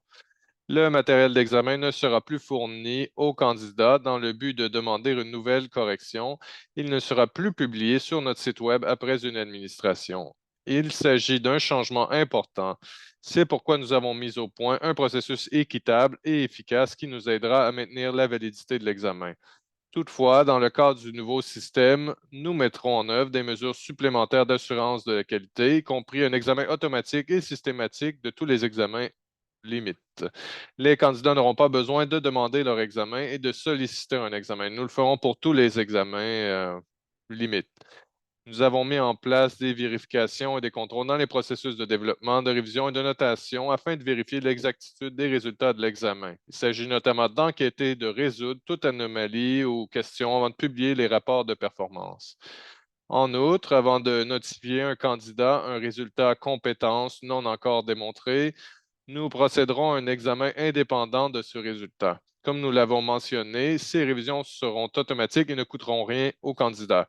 Pour cette raison, les résultats des rapports de performance seront considérés comme définitifs lorsqu'ils seront publiés. Ce changement de procédure nous aide à trouver un équilibre entre l'équité, la rentabilité et la défendabilité de l'examen. Une partie importante de notre travail a consisté à concevoir un cadre de développement d'examen durable qui protège la sécurité des anciennes questions afin de préserver la possibilité de réutiliser le contenu en tout ou en partie, le cas échéant. En résumé, nous voulons donner aux candidats les moyens de réussir. C'est pourquoi les changements que nous mettons en œuvre s'appuient sur les éléments suivants. Donc, les profils de compétences et les spécifications des examens qui indiquent aux candidats ce qu'ils doivent savoir, le processus d'élaboration de l'examen qui est hautement défendable et suit les meilleures pratiques pour l'administration d'examens à enjeux élevés et les ressources destinées aux candidats qui comprennent des exemples d'examens, des sessions d'orientation des candidats, des guides et des réponses aux questions qui aident les candidats à se préparer. C'est la fin de ma mise à jour. Je suis heureuse. Je m'ouvre donc aux questions. Wow, c'est génial ce que vous avez fait, Jen. Vous avez fait un tel progrès. C'est vraiment fantastique. Félicitations. Des idées, des questions pour Jen sur ce travail très important? Je regarde autour des questions. Jen, je ne vois pas de questions, mais évidemment, vous savez que Jen est toujours disponible et sa porte virtuelle est toujours ouverte. Si vous avez des questions, vous pouvez la joindre. N'hésitez pas à la joindre. Elle sera contente de vous répondre. Évidemment, très bien pour votre superbe présentation et merci pour votre travail, votre leadership que vous avez mis en place dans ce secteur. Merci. Judah, la parole est à vous pour le rapport du PDG. Je crois que je devrais dire, quand on a des employés qui sont aussi pensionnés, c'est assez facile de faire mon travail de directeur général. Vous avez entendu parler de très beaux développements. Vous avez entendu les remarques d'ouverture à propos de notre portail des licenciés, les améliorations qu'on a pu faire à notre système d'enregistrement. C'était de grands points positifs pour notre organisation. Et je suis vraiment inspiré par toute l'équipe qui a rendu cela possible. En ce qui concerne le renouvellement, Sean nous a donné déjà une bonne idée de ce que les choses vont bien. Simplement vous donner une autre mise à jour. Le nombre de licenciés que nous avons dans la profession va varier dans le cours de l'année. Comme nous faisons la budgétisation, nous aurons des gens qui vont entrer et sortir, qui vont décider que c'est le temps de prendre leur retraite ou de changer de pratique. Nous avons aussi des gens qui sont en train de compléter les examens et qui vont se joindre à la profession après le succès de leur examen, donc du examen 2023. Et nous avons vraiment un cycle de vie des licenciés, ça monte, ça descend. Quand on a ouvert le portail pour le renouvellement, il y avait au moins 2200 individus auxquels on s'attendait à ce qu'ils puissent faire le renouvellement et 2000 2239, une application pour différentes requêtes de licence et devait choisir un montant et utiliser la formule virtuelle. Maintenant, nous avons 17 000 agents qui ont utilisé la plateforme. Et donc, dans une semaine et d'ici la fin de la saison du renouvellement, nous aurons 75 des gens qui sont déjà renouvelés. Et dans un contexte de régulation professionnelle, c'est vraiment un excellent chiffre. Parfois, on a des gens qui attendent jusqu'à la toute fin, selon notre expérience, et de voir ça, un effort tellement proactif de la part des professionnels de faire le renouvellement est excellent. Nous avons environ 530 licenciés qui doivent faire le renouvellement et au moins 30 d'entre eux ont déjà été payés par leur firme. Et c'est simplement une question pour eux de trouver le temps de mettre en place leur profil virtuel, ce qui prend environ 10 minutes, et de passer à travers tout le système et faire le renouvellement. Ils ne l'ont juste pas fait encore. On va calibrer et suivre que ceux qui sont payés on pourra leur faire un rappel de renouvellement. Nous avons aussi nos gens de première ligne qui, ont- qui travaillent là-dessus. Ils ont été très proactifs à communiquer avec ces gens, les aider avec tous les objets, les enjeux de renouvellement sur le nouveau portail, nouvelle plateforme, les problèmes de mots de passe, peu importe le problème, nous sommes là pour leur répondre.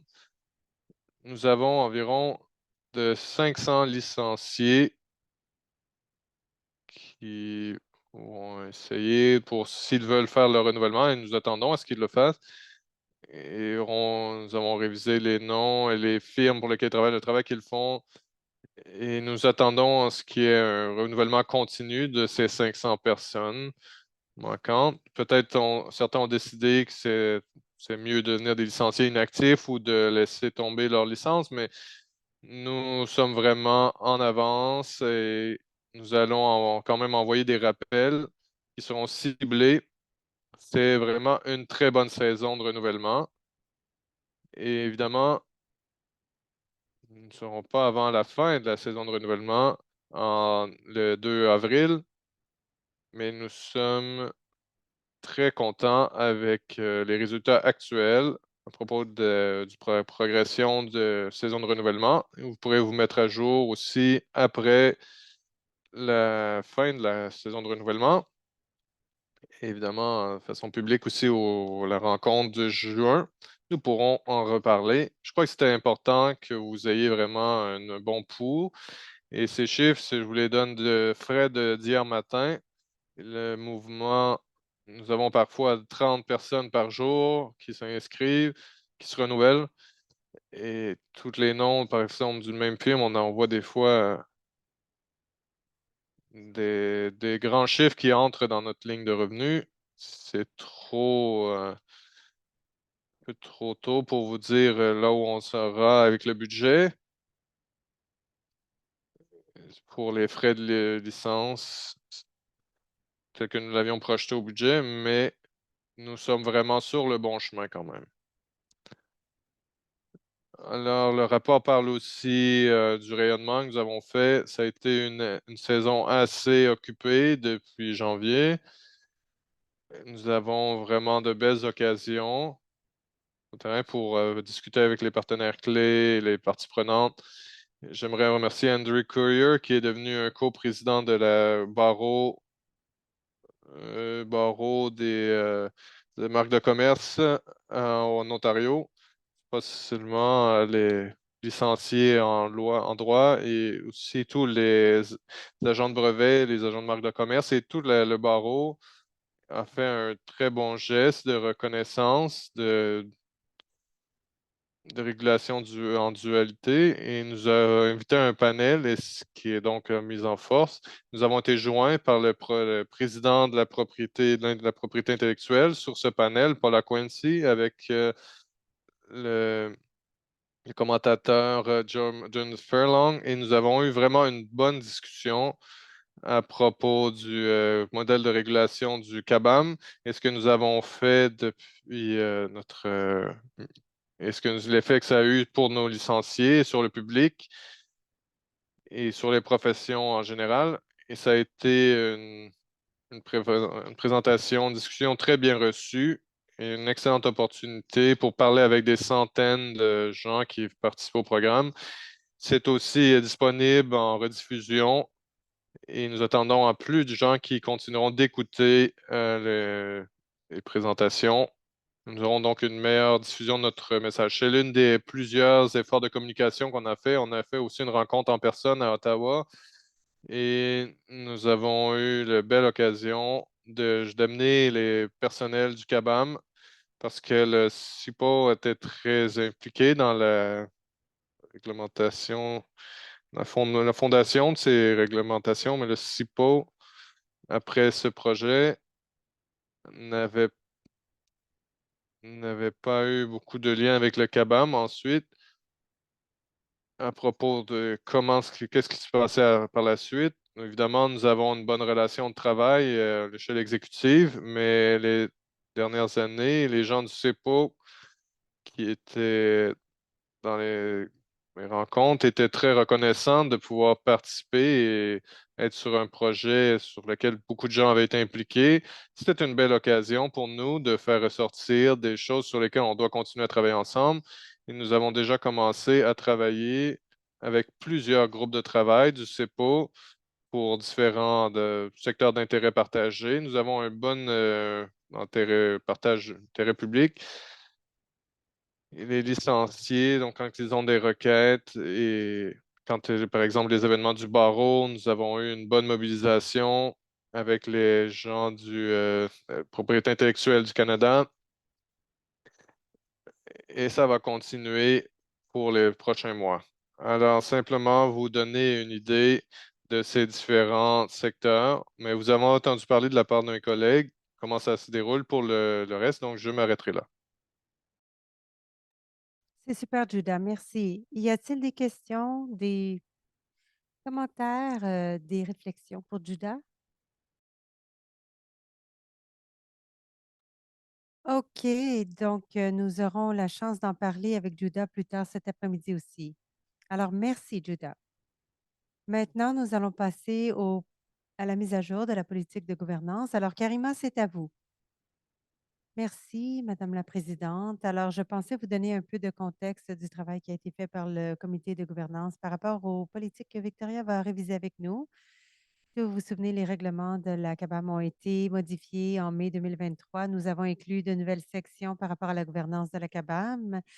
Nous devions mettre à jour nos politiques de gouvernance, mais c'est un bon moment aussi pour regarder nos politiques de gouvernance à la lumière que nous avions 2 ans d'expérience déjà cumulée. Donc, c'est important pour que ce soit plus facile à utiliser pour les membres, le personnel et le public. Donc, nous avons fait en sorte que ce soit une priorité dans notre plan de travail 2023-2024 et nous nous sommes réunis au printemps de 2023 pour convenir d'une approche. Victoria a fait beaucoup de travail là-dessus.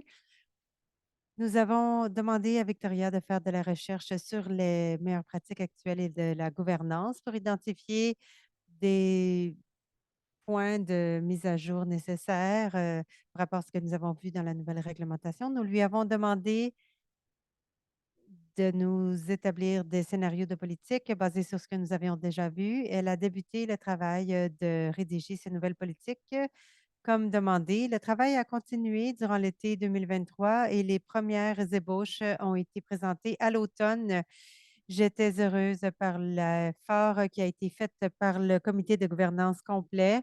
Nous avons fait toute une révision détaillée. Nous avons donné le feu vert à Victoria, à la poursuite de la rédaction et au nouveau format proposé, et nous avons identifié d'autres domaines à améliorer aussi.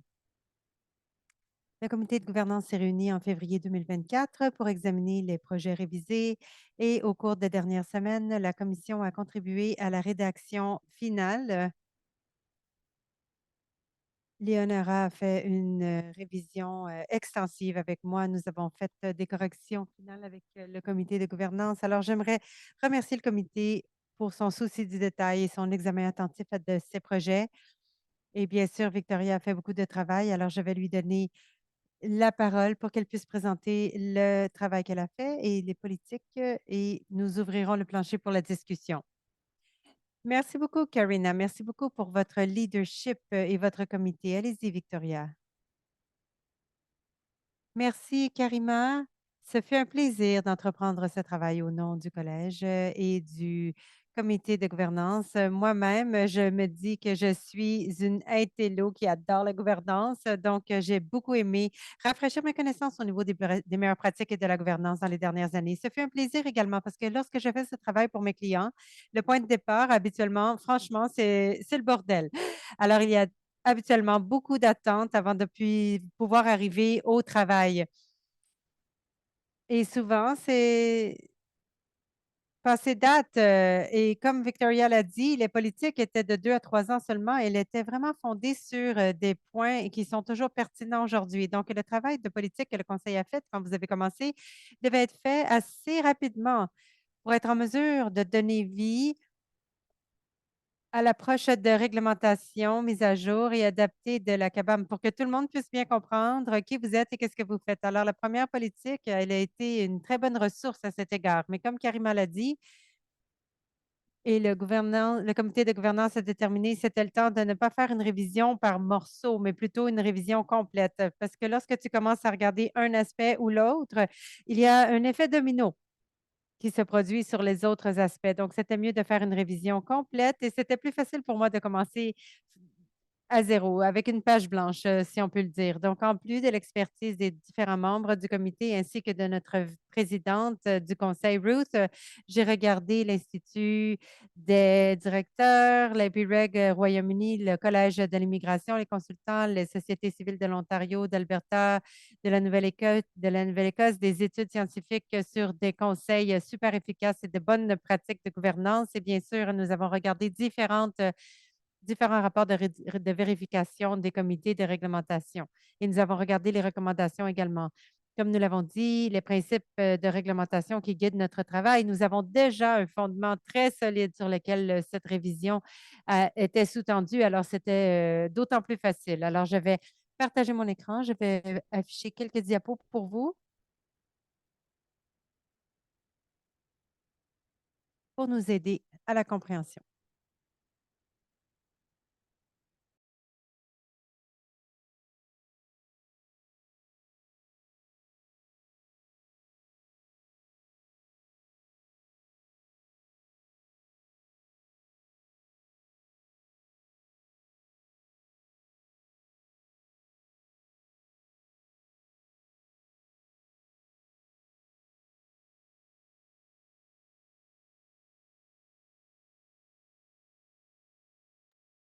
Un instant, s'il vous plaît.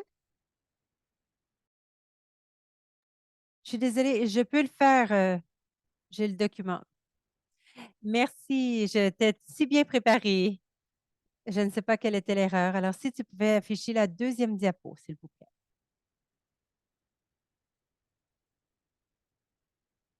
Je suis peut-être une intello de gouvernance, mais je ne suis pas une intello en termes de technologie, en matière de technologie, ça c'est sûr. Donc, nous avons discuté de pourquoi nous devions amender. En plus des commentaires qui ont déjà été faits, la révision de cette politique de gouvernance a mené à la conclusion que nous avions des mises à jour à faire et des modifications également. Nous avons aussi trouvé qu'elles étaient répétitives et euh, n'étaient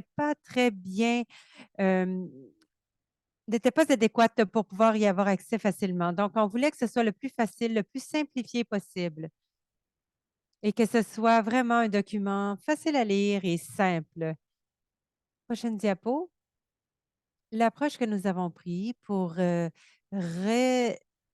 réécrire cette politique était axée sur les obligations fiduciaires du conseil et du PDG, sans ajouter d'obligations non nécessaires, que ce soit aspirationnel et que ça donne une orientation plutôt que de donner des prescriptions, des exigences. Nous avons réussi. Le policier reflète l'expérience de depuis 2021 et nous avons d'autres expériences de régulateurs professionnels où ils ont vu des échecs et des succès. Nous avons regardé ces cas pour pouvoir améliorer nos façons de faire. C'est important pour moi de vous dire dès le départ que ces politiques ont retenu la majeure partie de leur version originale, mais ils auront l'air différentes parce qu'ils sont organisés et simplifiés. Mon objectif, c'était de conserver le meilleur et d'améliorer le reste. Donc, avec ces différents documents de politique, avec des contenus et des formats variés. La nouvelle politique est contenue dans un document principal avec 14 appendices concises. Et ma partie préférée, c'est qu'il y a un index, alors c'est facile de trouver tout. Le document principal est fait pour que quiconque le lit, le conseil, les comités, les licenciés, les parties prenantes et le personnel, qu'ils soient en mesure de comprendre qu'est-ce qu'on fait et comment nous le faisons facilement. En plus d'être facile à lire, ça deviendra un très bon outil pour l'orientation et la formation de nouveaux directeurs de membres du communautaire et du personnel. Donc, c'est une façon très transparente de voir comment on fait les affaires et qu'est-ce que les gens peuvent attendre de nous. Donc, le document principal et les appendices seront sous 2 différents formats sur notre site web. Un format PDF qui permettra des recherches par mot et par phrase. Ça facilitera des modifications additionnelles et nous permettra de chercher dans un seul document plutôt que dans le document, plusieurs documents. Donc, le document principal est divisé en 5 parties qui se suivent logiquement.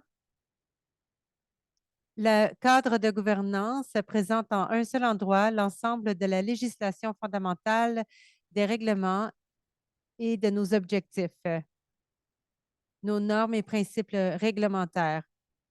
Il s'agit d'une manière plus concise d'expliquer qui nous sommes et ce que nous sommes autorisés à faire. Alors ça, c'est tout en un seul endroit.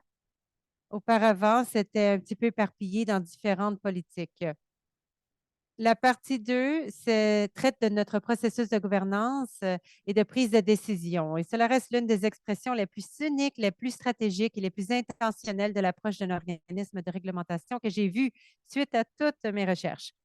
Cette partie traite plus en détail de l'approche réglementaire de la CABAM, de certaines des applications pratiques de cette approche, ainsi que de nos objectifs et de nos politiques, y compris le code de conduite des administrateurs. La partie 3 porte sur les relations du conseil d'administration avec le directeur général et le personnel. Ce sont les lignes directrices pour l'engagement, en quelque sorte. Elles regroupent et rationalisent 2 à 3 politiques actuelles en un seul domaine.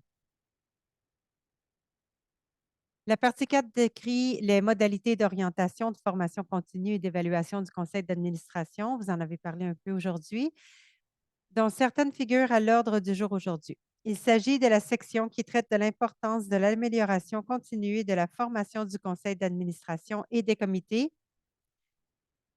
Il n'y a pas beaucoup de changements ici par rapport aux politiques qui avaient été précédemment approuvées. La partie 5 met l'accent sur le processus de planification stratégique et là encore, il y a peu de changements substantiels par rapport aux politiques actuelles, bien que cette partie reflète désormais les changements basés sur l'expérience des 2 dernières années. Finalement, la partie 6 contient les 14 annexes que j'aborderai plus en détail dans un instant. Celles-ci comprennent 2 politiques clés qui n'ont pas été modifiées du tout, donc la politique relative à la loi sur les langues officielles et la politique en matière de protection de la vie privée. Ces 2 politiques ont été élaborées très récemment et ont bénéficié d'une recherche et d'une expertise approfondie.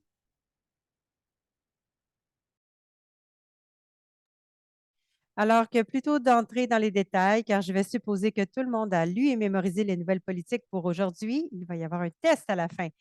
Je voudrais prendre un moment pour souligner les principaux changements reflétés dans ces politiques de gouvernance pour votre considération. Ensuite, nous pourrons ouvrir la discussion.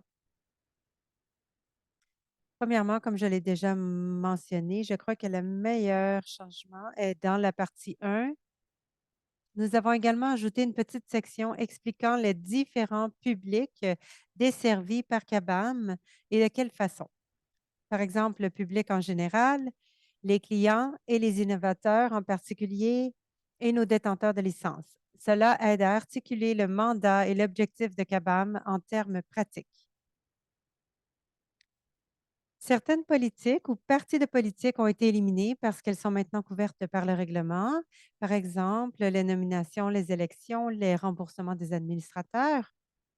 Certaines politiques ou parties de politique ont été élargies afin de couvrir l'éventail des expériences auxquelles le conseil d'administration et les comités ont été confrontés jusqu'à présent, par exemple les conflits d'intérêts, les obligations de confidentialité. Certaines politiques ont été réduites pour la même raison, par exemple les attentes des cadres à l'égard du directeur général, les procédures de réunion. Il n'est plus nécessaire de fournir des détails dans ces domaines. Étant donné le fondement qui a été créé, l'évaluation et la surveillance qui est en place et la meilleure compréhension de tout ce qui est fait. Quelques politiques sont nouvelles afin de combler les lacunes dans les meilleures pratiques de gouvernance. Par exemple, un registre des conflits, des procédures de plainte concernant les membres du conseil d'administration et des comités, ainsi que le directeur régional, et une politique de dénonciation. Et comme indiqué précédemment, certaines politiques sont restées échangées, par exemple la politique de protection de la vie privée et la politique de la lutte contre le blanchiment d'argent. La politique d'intérêt public a été raccourcie et certains de ces aspects ont été intégrés dans d'autres politiques afin de donner plus de vie au concept.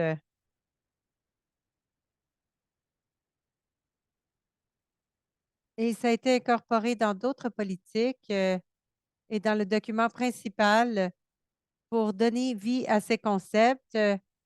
Donc, plutôt que de les avoir isolés en silo, dans la politique, nous avons essayé de les incorporer où c'était approprié.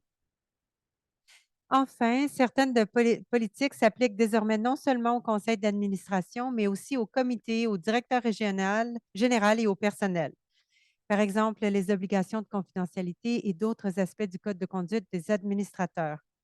Alors maintenant, j'aimerais prendre vos questions avant de continuer.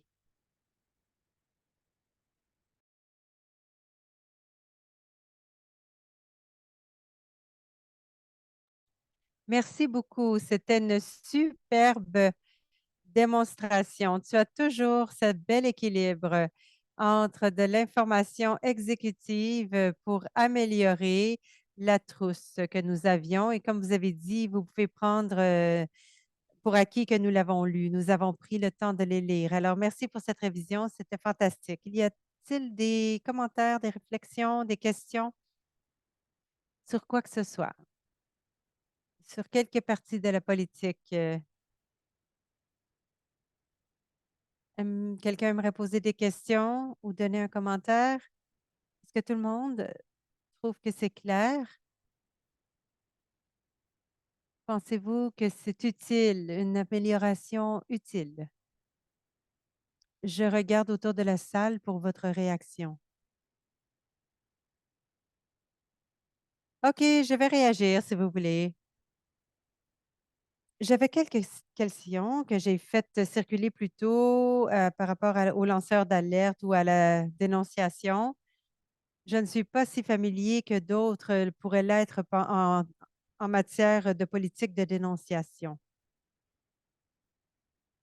Il est indiqué dans la politique qu'il y aurait des instances où l'identité du dénonciateur ou du lanceur d'alerte devrait être révélée due à la nature de la plainte. Je comprends, mais je voulais savoir plutôt si un lanceur d'alerte pouvait retirer sa plainte s'il était mis au courant qu'il ne resterait plus anonyme dans cette procédure. Peut-être que la réponse est évidente. Je ne sais pas si un dénonciateur devrait le savoir ou non à l'avance, quel type de plainte pourrait être révélé, quel type de plainte où il pourrait se voir révéler son identité, car un dénonciateur ne voudrait peut-être pas que son identité soit révélée. Donc, je comprends les règlements par rapport à la rétaliation ou aux effets pervers. mais aux représailles. Donc, les gens auraient peur des représailles. Donc, je voulais savoir aux dénonciateurs à plus grande échelle où les représailles ne seraient pas de perdre son emploi ou d'être sujet à des mesures disciplinaires, mais plutôt être ostracisé dans ta communauté parce que tu aurais soulevé un, un élément de dénonciation. Donc, je pensais un peu à cette idée. Je n'avais pas trop de réponses parce que je n'ai pas d'exemple concret à vous donner, mais voilà, c'était ça ma réflexion. Très bon point. Victoria, je pourrais peut-être donner la parole à Judah et Karima, car les deux, je crois, ont plus d'expérience à cet effet. Ma première réponse serait plutôt de dire que la politique de dénonciation est pour des instances très significatives de malhonnêteté, de manque d'intégrité, de nuisance au niveau de la réputation et ce genre de choses. Alors, lorsque ceci est soulevé, si quelqu'un a le courage de le mettre en lumière, la personne peut être protégée de différentes manières, premièrement. Et deuxièmement, une fois que la CABAM détient cette information, je dirais qu'elle est obligée, dans l'obligation de faire quelque chose, que ce soit avec ou sans la coopération du dénonciateur. Donc, dans le système, il y a certainement des façons de protéger le système, l'individu, des mécanismes de protection de l'individu. Mais ceci a rapport à la conduite de ceux qui sont en position d'autorité chez la CABAM et le travail de la CABAM. Donc, ça pourrait être le vol fait par le PDG. Ça pourrait être un grand conflit d'intérêts d'un membre du CA qui aurait un impact, des répercussions sur un contrat, des choses comme ça. Donc, ça, ce serait ma réponse. Mais Judah et Karima, vous pourrez répondre également. Je peux y aller. Je pensais à la même réponse que la vôtre, Victoria. Je n'ai jamais vu de cas où il y avait la publicité de retirer une plainte. Il y a des protections, comme il y a été mentionné aussi. Et je crois aussi que nous serions dans l'obligation de procéder et de mettre en œuvre toutes les mesures de protection nécessaires pour protéger le niveau de confidentialité. Mais c'est sûr que ça peut devenir problématique, ça pourrait limiter ce que nous pouvons faire. Nous ne pouvons anticiper toutes les circonstances dans lesquelles cette situation s'applique. C'est sûr que nous pourrions avoir quelques mots là, d'inclus qui pourraient clarifier ou donner quelques exemples, mais je ne peux pas imaginer une circonstance où nous pourrions permettre à un individu de retirer sa plainte s'il a dénoncé une action fautive. Merci, Karima. Judah?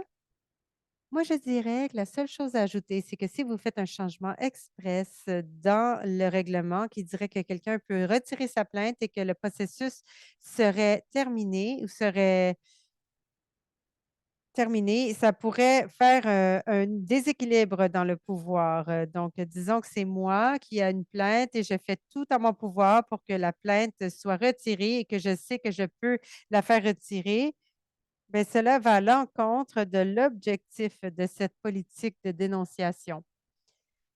Je crois que l'approche générale, habituellement, c'est lorsque quelque chose a été mis en lumière, ça devient la responsabilité de l'organisation de procéder de l'avant. Donc, si l'individu ne désire pas participer par la suite, peut-être que l'enquête sera difficile. Nous devrons les protéger, mais cela pourrait limiter certaines capacités à poursuivre l'enquête.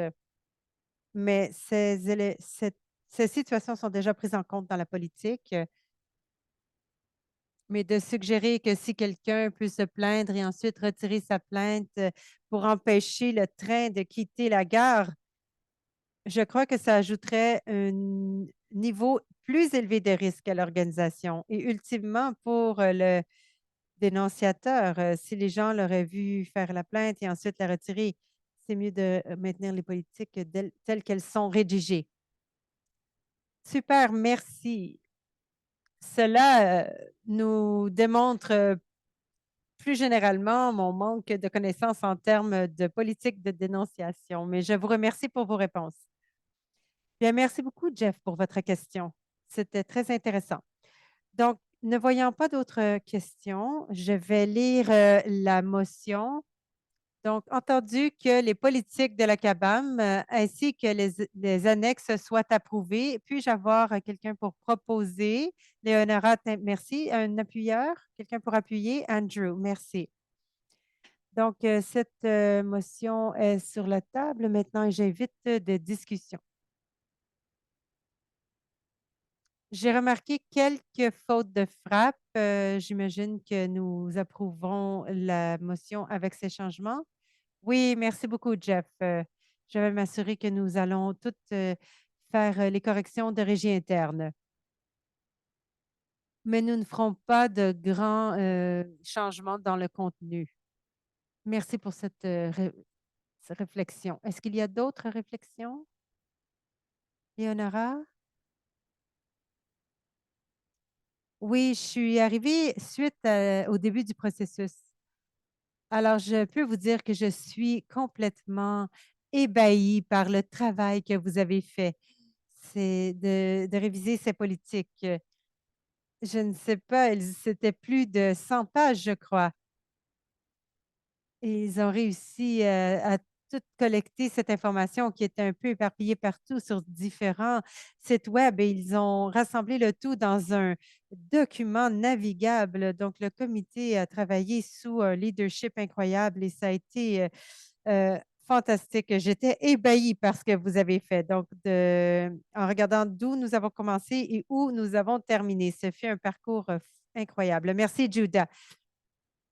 Et Madame Leonora, merci beaucoup. Nous sommes très reconnaissants de nous dire cela. Donc, sachant où nous avons débuté, où est-ce que nous en sommes maintenant, c'est vraiment extraordinaire. Et j'aimerais dire que nous avons beaucoup de gratitude envers Victoria, Amber, Katrina et Judah, tout le monde sur le comité. C'est fantastique. Merci. Donc, parfait. Cette motion est maintenant sur la table. Nous avons eu une discussion. J'appelle au vote. Tous en faveur. Y a-t-il des opposants? Donc, la motion est approuvée. Merci beaucoup, tout le monde. La proposition est approuvée. Donc, à moins qu'il y ait un autre point de Varia, aucun autre point m'a été présenté en tant que présidente avant cette réunion. Donc, je vais faire un tour de table rapide pour savoir si quelqu'un d'autre aimerait mentionner quelque chose. Tom?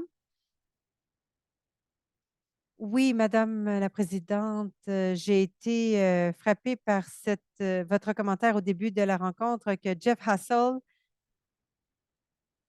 a décidé qu'il ne se présentera pas à nouveau et qu'il quitte le Conseil.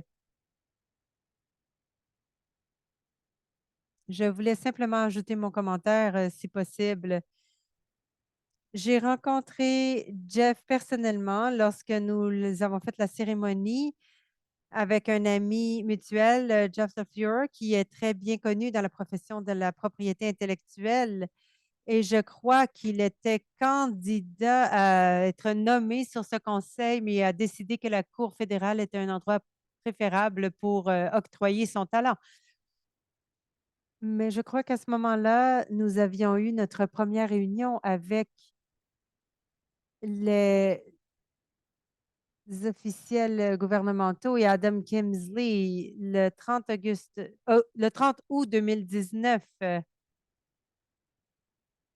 Et le conseil original a commencé à quitter et passer à autre chose.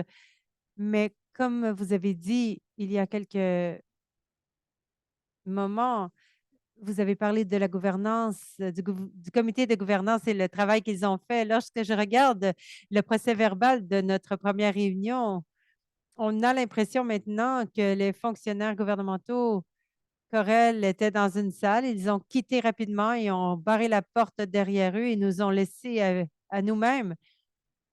Et entre cette journée-là et aujourd'hui, je vous dis, mon Dieu, quel accomplissement incroyable que nous avons fait d'être en mesure de se tenir debout. Ce collège est resté debout durant une pandémie et Jeff fut en grande partie responsable de ce succès et il a immédiatement compris le programme et su qu'est-ce que nous étions en mesure de faire, qu'est-ce que nous étions supposés faire. Il a apporté également une perspective très importante à notre travail.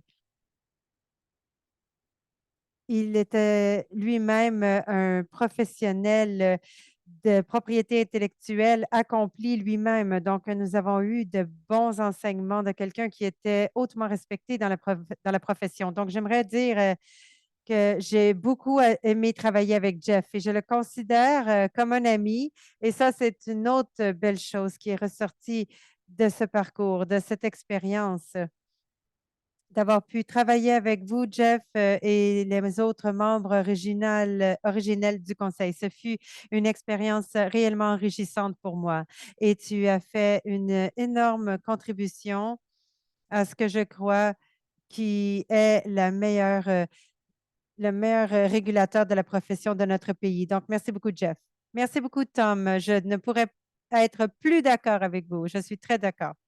Donc, sur ce commentaire hautement positif, j'aimerais ajourner cette réunion et demander au conseil de se réunir en huis clos. Merci à tous.